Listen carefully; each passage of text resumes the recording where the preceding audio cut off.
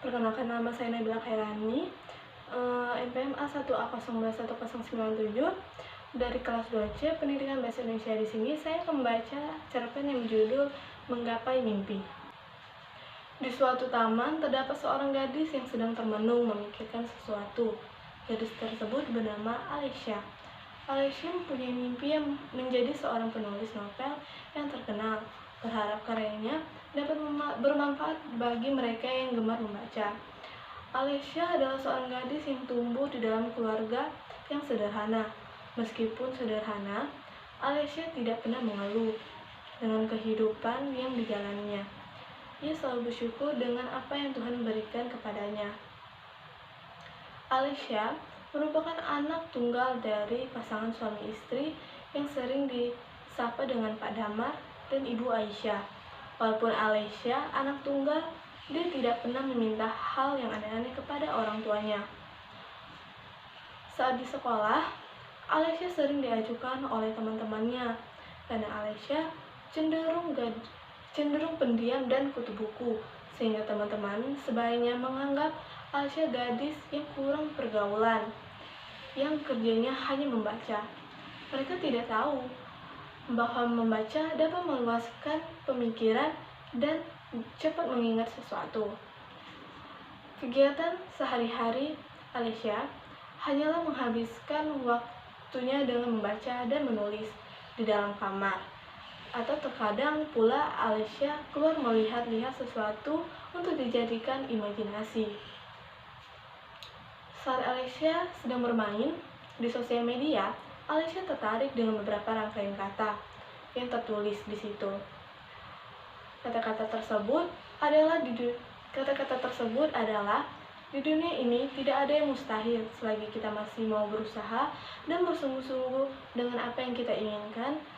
Dan jangan lupa libatkan Tuhan dalam setiap langkahmu, karena jika kamu hanya berusaha dan tidak melibatkan Tuhan, itu hanya akan sia-sia. Seperti itulah tulisan yang lewat di beranda Aisyah. Semenjak Alessia membaca kata-kata motivasi itu, ia sering merenung. Ia mulai berpikir apakah dia bisa, sedangkan saat ini ia menganggap dirinya tidak akan mampu. Tetapi Alessia membuang semua pikiran negatif itu. Ia tidak akan menyerah. Ia akan berusaha untuk menggapai mimpinya.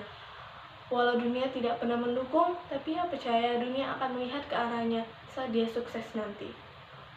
Setelah perjalanan panjang, mimpi Alessia perlahan mulai terwujud saat ia tahu ceritanya banyak diminati di aplikasi. Itu merupakan suatu peluang besar untuk Alessia saat dia mendapat tawaran untuk menerbitkan ceritanya. Teman-teman Alessia yang mengacukannya dulu pun tak menyangka, sekaligus merasa malu karena di sekolah mereka sering mengejek Alessia. Bukan karena Alessia pendiam dan kutu buku, tetapi karena Alessia berasal dari kalangan bawah. Namun saat ini mereka telah sadar dan mereka pun meminta maaf pada Alessia. Itulah jangan memandang orang hanya sebelah mata. Mungkin saja mereka mempunyai bakat dan keahlian, tetapi mereka tidak menunjukkannya. Tapi mungkin juga mereka tidak sadar bahwa mereka mempunyai kelebihan masing-masing. Dan saat Alessia menerima tawaran itu, di saat itu pula kesuksesan Alessia dimulai, di mana ia melihat buku novel yang ia tulis sendiri berjejer rapi di Gramedia dan toko buku, termasuk cerita Alessia yang saat itu sangat tren di kalangan remaja. Kedua orang tua Alessia merasa bangga dengan apa yang Alessia gapai saat ini, sedangkan Alessia merasa lega dan bersyukur kepada Tuhan karena telah mengabulkan doanya hingga sampai pada titik ini. Terima kasih.